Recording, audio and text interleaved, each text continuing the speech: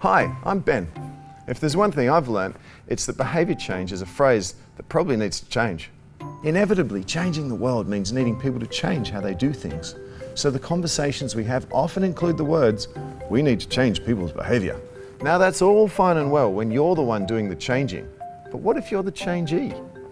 I don't know about you, but I don't want my behaviour changed. I'm quite happy with it like it is. Thank you very much. What if creating change in the world was not about changing people's behaviour, but about creating community around good behaviours that already exist? Here, let me explain. This is based on integral theory by Ken Wilber. It says that you need a combination of internal, external, individual and collective factors to make change happen. Let's take bike riding as an example. Suppose you ask 4 people, what will it take to get more people to ride their bike to work? Person 1 says, easy. Tell them they'll get fit, lose weight and get to work faster. And you end up with something like this. Classic advertising. Find the benefit, make an ad. It seeks to change my individual internal perception of cycling by giving me a reason to do it. Person 2 says, nah, I already know that. The problem is I haven't ridden a bike in years.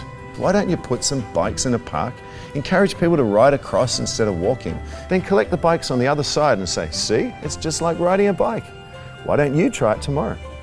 This is classic product demonstration. It changes the external factors that stop me from riding a bike by showing me how to do it. Person 3 says, no, that's all fine. I can already ride a bike. The problem is I feel like a twit if I'm the only person riding.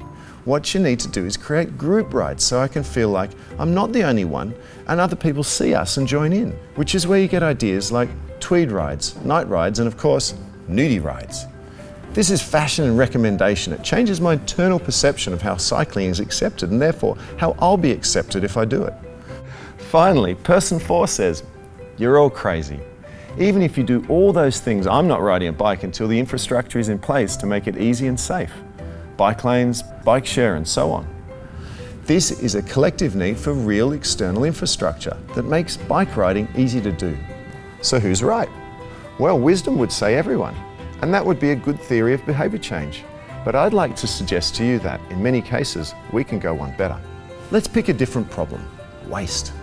Sometimes in big cities it feels like old furniture grows faster than plants on the footpath. So one day we decided to take this problem on. We thought if there was a better second-hand market for this stuff, then maybe it would be just as easy for people to sell it and redistribute it as it is to throw it away. And hey, they'd make a few bucks in the process. If we did this, it'd be less stuff on the footpath, people would buy a bit less stuff, and our planet could get a bit of a rest. After all, it could use one. So we put a few stickers on things, made a website that makes it easy for people to list their sale or find stuff for sale, enrolled a few ambassadors in the cause and let the day unfold. And guess what?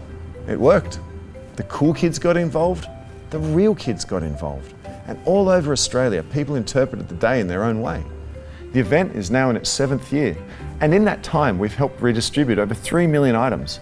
That's a whole lot of shirts, sofas and surfboards, you name it. So, what have we learned? Well, let's go back to our change theory. What we're trying to do here is stop people throwing away stuff that has value. Yet we never mention that. There's no classic problem-solution setup. We don't give any rational or emotional reason to stop people throwing stuff away. In fact, we don't really mention waste at all.